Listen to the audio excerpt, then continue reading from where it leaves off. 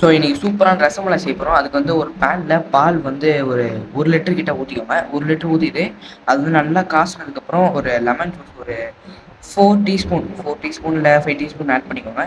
அது வந்து நல்லா திரிஞ்சு வரும். நல்லா நீங்கள் ஸ்டவ் ஆஃப் பண்ணாமல் நல்லா ஸ்பீட்லேயே வைங்க.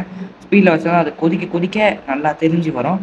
திரிஞ்சு வந்ததுக்கப்புறமா ஒரு வேஷ்டி இல்லை எதுனா ஒரு துணியில் வந்து நீங்கள் வந்து ஃபுல்லாக ட்ரை பண்ணி எடுத்துக்கோங்க. ட்ரை பண்ணதுக்கப்புறமா அந்த மலாயை வந்து நம்ம உள்ளங்கையில் வச்சு நல்லா தேய்ச்சிக்கணும். தேய்ச்சிட்டு ஒரு பால் மாதிரி எடுத்துகிட்டு அந்த பாலில் ஒரு ப்ரெஸ் பண்ணிங்கன்னா கரெக்டான ஷேப் வந்துடும்.